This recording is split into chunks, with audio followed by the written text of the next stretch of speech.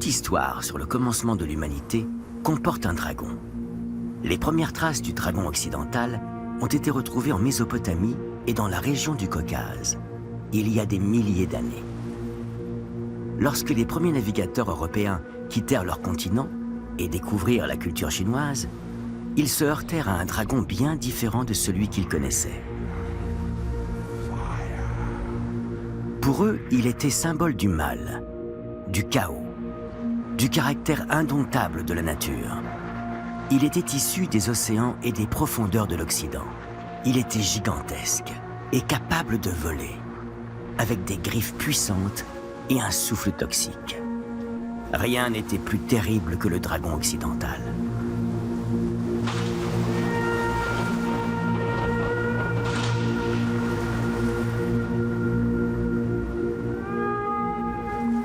Et puis, les Européens rencontrèrent le dragon chinois. Les dragons sont le reflet d'une culture et de ses mythes. Mais en quoi le dragon de Chine est-il si particulier? Les premiers Européens arrivés en Asie, en Chine, vont tomber sur un autre dragon. Un dragon très différent du nôtre. Et à leur grande surprise, ils vont voir un dragon invulnérable, omnipotent, omniprésent, un dragon qui n'est ni bon ni méchant, un dragon qui est là depuis le début, depuis le temps des commencements. Et la découverte de ce dragon-là va remettre en cause tout ce qu'on croyait savoir jusqu'à présent sur cette drôle de créature. Ce dragon chinois est avant tout invincible, car d'origine divine. Qin Shi Huang, premier empereur de Chine, bâtisseur de la Grande Muraille et commanditaire de l'armée en terre cuite découverte en 1974, a fait du dragon le symbole de la plus haute puissance de l'État. Dès lors, tous les empereurs ont affirmé descendre du dragon. Le dragon chinois, être divin, est l'expression du pouvoir impérial. Tout, chez lui, est donc codifié. Ses couleurs, le nombre de ses griffes, ses yeux et ses oreilles. Un être fantastique, mais qui laisse peu de place à la fantaisie.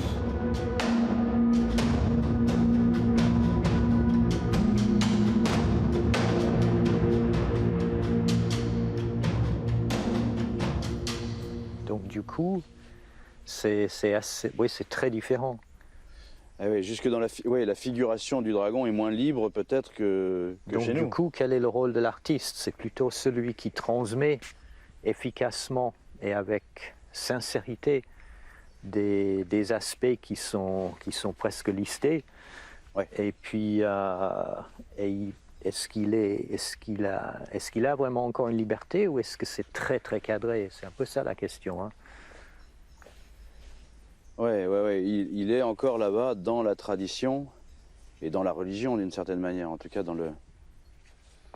Mais ça a l'air vraiment très compliqué. Je crois qu'il n'y a qu'une solution, c'est d'aller faire un tour et aller voir. Allez, on va aller rendre visite au Long. Chiche. Le Canadien John Howe est l'un des principaux dessinateurs du dragon occidental, connu notamment grâce à ses illustrations et à la conception du dragon Smaug pour la trilogie Le Hobbit. En compagnie du conteur Nicolas Mezzalira, il se rend à Pékin, à la découverte du dragon oriental. De très vieilles histoires d'artistes chinois les y attendent peut-être, même si seuls les dieux et l'empereur pouvaient décider de la nature et de l'aspect du dragon. Pour tout visiteur, le dragon est omniprésent. Impossible de lui échapper. Dans la cité interdite, autrefois impénétrable, mais aujourd'hui prise d'assaut par des milliers de touristes, les représentations du dragon sont innombrables. C'est sous la dynastie Ming que le culte du dragon chinois a atteint son apogée, avec la construction de la cité interdite.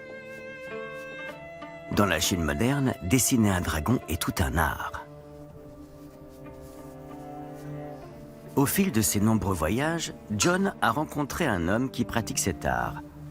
Wang Wei, peintre, graphiste et spécialiste de l'animation par ordinateur, enseigne à l'école des arts numériques de l'université de Pékin. Le professeur Wang apprend à ses étudiants l'art ancien de la peinture et la conception par ordinateur d'univers visuels entièrement nouveaux. les étudiants accueillent la venue du célèbre dessinateur de dragons venu d'Occident avec un cadeau un peu particulier. En Chine, la calligraphie a donné au dessin une fonction très spécifique. En effet, quand le premier empereur s'est retrouvé à la tête d'un vaste territoire, avec de nombreuses langues différentes, il a décidé d'unifier l'écriture et non le langage. Aujourd'hui, grâce à ces sinogrammes, presque tous les Chinois peuvent lire et comprendre les symboles millénaires, quel que soit leur dialecte. Cela explique peut-être pourquoi John Howe, en tant que dessinateur, est aussi respecté par les étudiants. La Chine est le pays du dragon. La Chine est le dragon. Au musée national sur la place Tiananmen, Wang Wei veut montrer à ses invités une découverte extraordinaire faite en 1987 lors de fouilles dans un tombeau. Une trouvaille qui évoque une ère mystique, une époque où les empereurs ne s'étaient pas encore approprié le dragon. Les dragons nous ont servi, à nous les Chinois, à expliquer certains phénomènes naturels dans l'Antiquité. Par exemple, la foudre et les nuages. Le temps a été transformé en animal. Et lorsqu'on ne trouve pas d'animal dans son propre monde, on en crée un.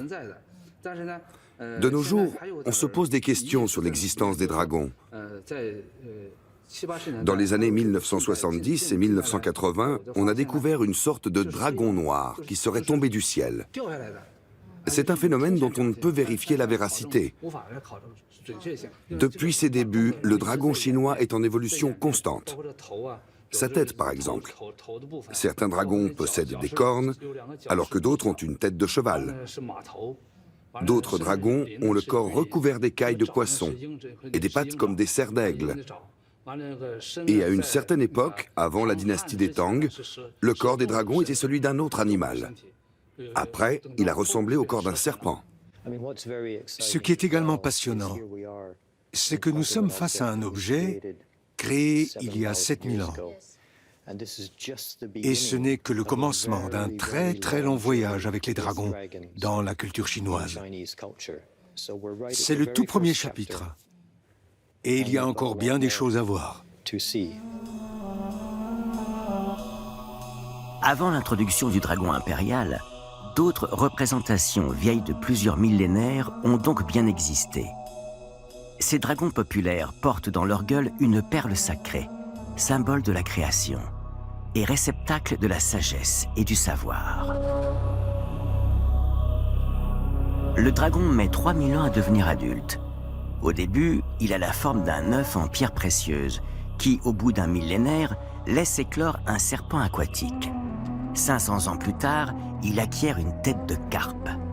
Puis des écailles apparaissent, suivies d'une barbe, de griffes d'aigle et de 2 oreilles. Mais il faut encore un demi-millénaire pour que ces bois de cerf lui permettent de percevoir les sons. Dépositaire de la sagesse universelle, il devient alors le dragon porte-bonheur. Pour John, une perspective à la fois merveilleuse et totalement nouvelle. Tout aussi étonnant, les Chinois semblent en savoir plus sur le dragon occidental que nous sur le dragon oriental.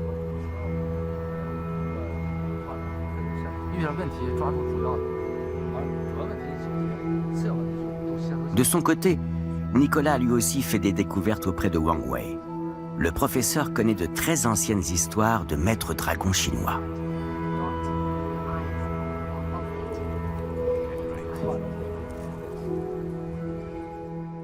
Une histoire qui porte un titre qu'on appelle Hua Long Qian Qin.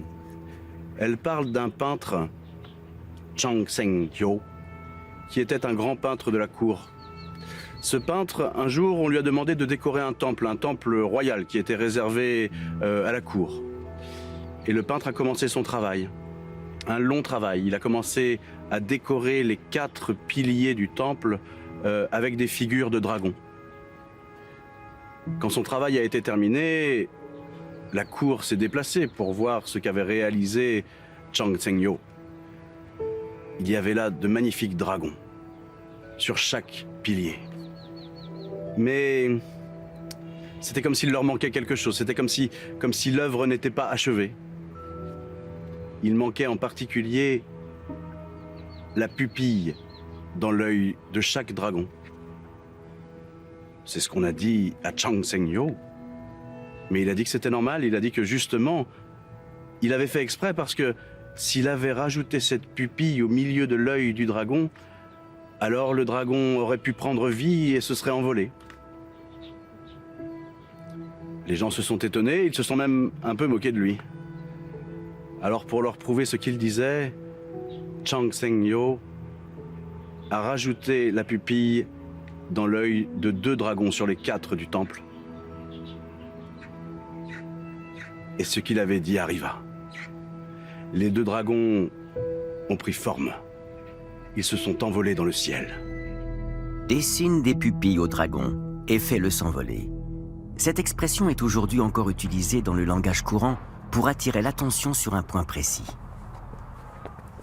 Des traditions ancestrales, de la modernité et une histoire aussi longue et ancienne que la Grande Muraille elle-même. Voilà ce qui fait la particularité de la culture chinoise et de son dragon. Alors tu vas peut-être me dire que je vois des dragons partout. Hein. Et puis à force, t'auras sûrement raison, mais quand on voit ça, quand tu vois le corps de la muraille ondulée, même quand tu la vois du ciel sur les montagnes, et tu vois ce grand serpent sinué à travers la Chine, la tentation est grande quand même de se dire de faire une analogie avec c'est presque organique, quoi. Oui, c'est ça. C'est vrai qu'on a presque tendance comme tu dis, à avoir des dragons partout. Je crois que c'est aussi un peu notre regard à nous qui est, par rapport à l'architecture, nous on le conçoit comme rectiligne, droit. Alors qu'ici, c'est vrai que c'est très organique et très souple. Elle protège, elle épouse le paysage. Donc il y a symboliquement, pour certains, en tout cas, une analogie entre cette muraille et la figure du dragon.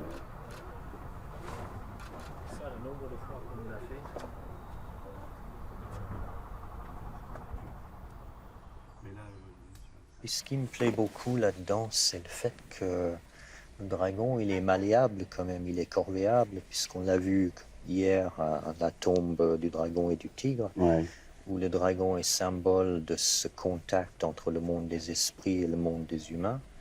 Ensuite, on connaît l'évolution du dragon, que ça devient le symbole de l'empereur, de la puissance, on compte les griffes. 5 griffes réservées à l'empereur. Voilà, qui sont réservées à l'empereur, interdits à la population.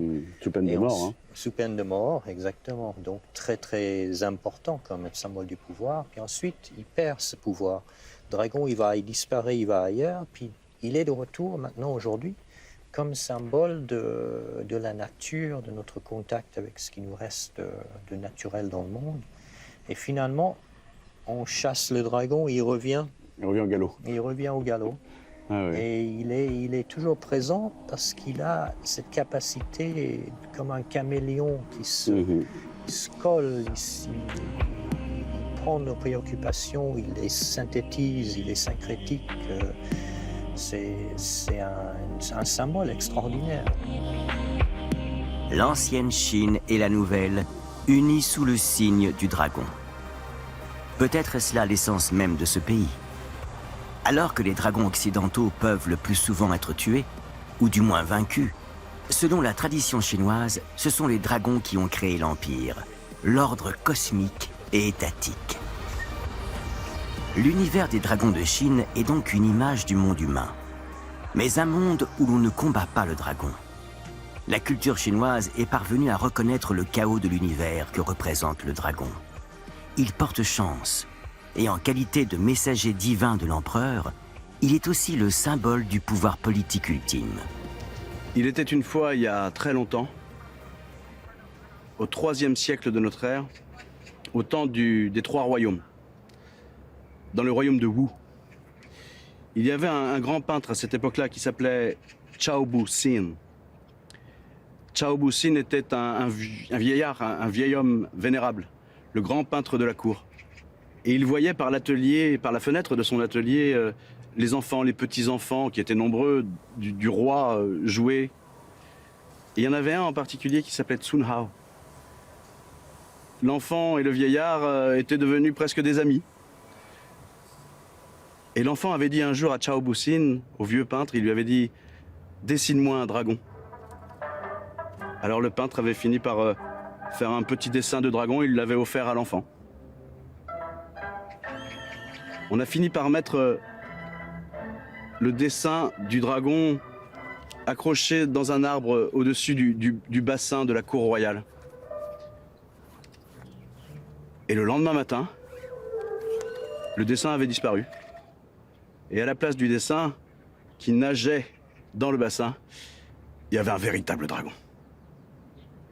C'est alors qu'on comprit que Sun Hao, l'enfant de 3 ans, là, allait avoir un très grand destin. Et en effet, il allait devenir le nouveau roi du royaume de Wu. Bonjour tout le monde. J'aimerais que vous imaginiez un dragon occidental. Avec des ailes et une grande queue. C'est vous qui l'imaginez, c'est à vous de voir. Je veux savoir comment vous le voyez. On commence? Les enfants du dragon. Pour les jeunes Chinois d'aujourd'hui, le dragon fait tout naturellement partie de la culture et de la vie. Mais comment voient-ils le dragon occidental? Que reconnaissent-ils en lui? Le comprennent-ils? John sait que le meilleur moyen de le savoir, c'est de le dessiner. Je peux vous demander à quoi vous pensez quand vous imaginez un dragon? Je pense à une horrible créature. Elle est en lien avec le diable ou quelque chose de démoniaque. C'est très ancré dans le monde occidental. Donc je dessine ça. J'imagine quelque chose qui ressemble à un lézard, combiné à l'image du mal.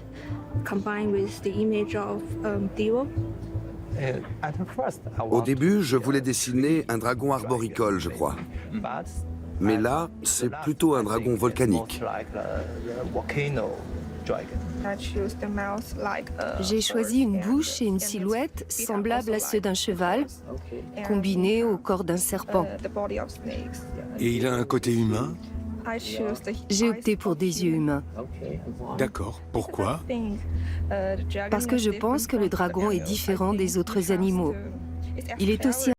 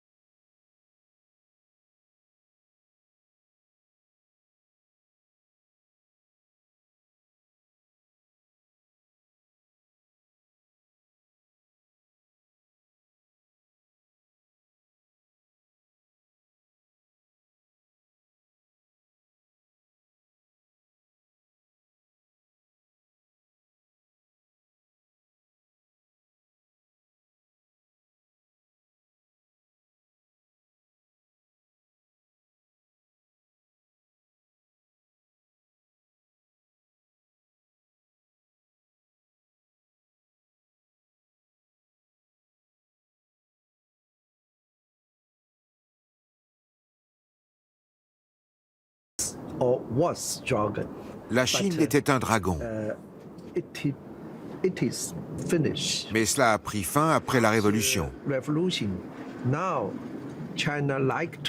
Maintenant, la Chine aimerait redevenir un dragon. Mais c'est très dangereux. Parce que le dragon est forcément roi. Il a du pouvoir. Si un pays aime être puissant, il entre en conflit avec les autres. L'histoire des dragons peut être comparée à un arbre qui pousse. Une fois devenu grand, il se dote de nouvelles branches. Les légendes concernant les dragons, qu'elles viennent d'Europe ou d'Asie, ont les mêmes racines. Seulement les points de vue et les cultures n'étant pas les mêmes, les dragons asiatiques sont différents des dragons européens. Comme vous le savez, l'art consiste à aller à la rencontre du monde et à être capable d'aller plus loin, au travers de symboles que chacun peut comprendre. C'est très émouvant et captivant. Je l'espère. Parce que si l'on s'accroche aux mêmes vieilles formes, ça ne suffit pas. Ça renvoie toujours à un sens ancien et traditionnel. C'est trop clair. Il faut utiliser la capacité du dragon à créer un nouveau dragon.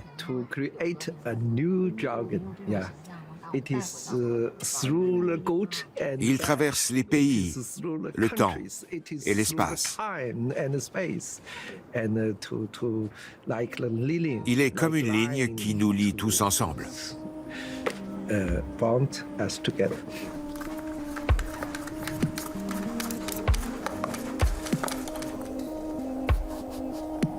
Wang Wei et John Hao, le maître de l'Orient et le maître de l'Occident. Pour les deux artistes, le dragon revêt autant de signification qu'un long voyage au cœur de leur culture. Le dragon chinois n'a-t-il vraiment laissé aucune empreinte dans la culture occidentale?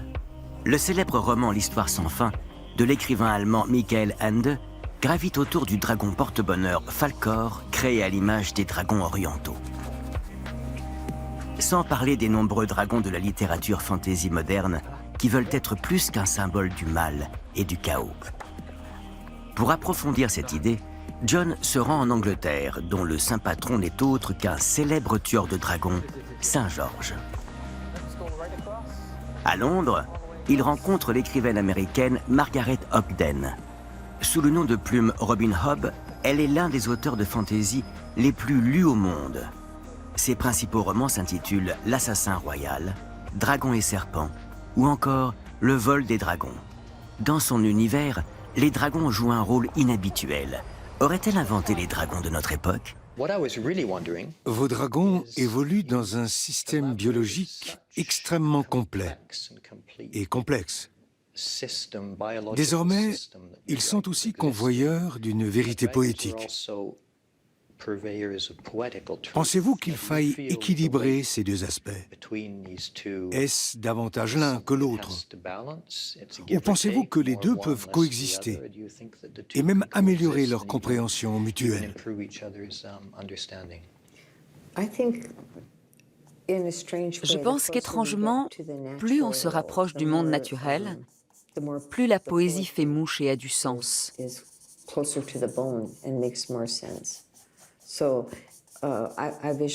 Je vois les dragons comme des créatures qui délivrent des vérités absolues parce qu'ils se moquent qu'on les croie ou pas. C'est comme ça qu'ils voient les choses. Aujourd'hui, on aurait bien besoin qu'on nous assène quelques vérités. Bien sûr. Nous avons imposé au monde nos concepts humains. Nous avons mis en place des lignes qu'il ne faut pas traverser sous peine de se retrouver dans un autre pays. Nous avons entouré des portions de terre de clôture pour les proclamer nôtres. Mais qu'est-ce qu'une clôture aux yeux d'un prédateur ailé? Je me bats en permanence contre un corbeau qui vient tous les matins voler les œufs de mes cannes. Si je me lève vraiment tôt, j'ai 7 œufs de canne. Si je dors un peu plus longtemps, il ne m'en reste plus que 3 ou 4. Si je me lève à 8 heures, je n'ai plus d'œufs du tout. En fait, vous utilisez vos dragons pour nous remettre à notre place. Nous nous sommes totalement retirés du monde naturel. Et le résultat, c'est que nous avons perdu tout respect à son égard. Nous pensons pouvoir le régenter et ce n'est pas le cas. Plus nous essayons de régenter les choses, plus nous les détruisons. Les dragons sont votre façon de nous rappeler que nous avons une certaine place et que nous devrions y faire attention. C'est le cas. Et les humains ne devraient pas avoir honte d'être des prédateurs, parce qu'ils le sont.